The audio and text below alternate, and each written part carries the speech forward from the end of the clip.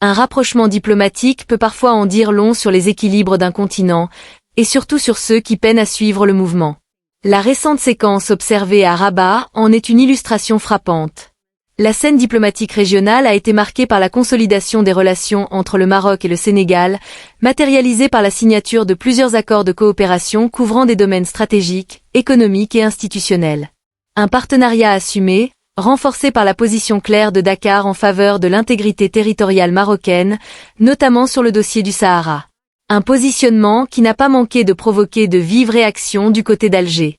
Dans certains médias algériens, le ton s'est rapidement durci, laissant place à des accusations ouvertes à l'encontre du Sénégal. Le choix souverain de Dakar est présenté comme une forme d'ingratitude, au motif que l'Algérie aurait, selon ses commentateurs, apporté un soutien politique et médiatique par le passé, y compris dans le contexte sportif continental. Cette rhétorique, plus émotionnelle que diplomatique, révèle surtout une difficulté croissante à accepter l'évolution des alliances africaines. Derrière ces prises de position virulentes, c'est le malaise d'un pouvoir confronté à un isolement de plus en plus visible qui transparaît.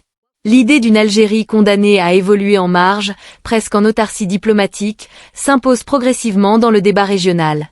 Pendant que Rabat multiplie les partenariats en Afrique de l'Ouest en privilégiant la coopération concrète, les investissements et les échanges durables, Alger semble rester enfermé dans une lecture affective des relations internationales où la loyauté supposée prime sur les intérêts mutuels. L'accord entre le Maroc et le Sénégal ne constitue donc pas une rupture soudaine, mais bien la confirmation d'un rééquilibrage diplomatique profond sur le continent africain. Un basculement où l'influence se construit par l'engagement, la constance et les projets communs, et non par l'invocation de dettes symboliques ou de fidélité attendue. La virulence de certains discours médiatiques algériens illustre une hostilité persistante à l'égard des succès marocains, qu'ils soient diplomatiques ou sportifs. En contestant les choix d'États souverains comme le Sénégal, ces prises de position traduisent avant tout une volonté de freiner l'élan d'un Maroc qui étend méthodiquement son réseau d'alliances. Une posture récurrente, où la frustration semble parfois tenir lieu de stratégie, face à une réalité régionale en pleine recomposition.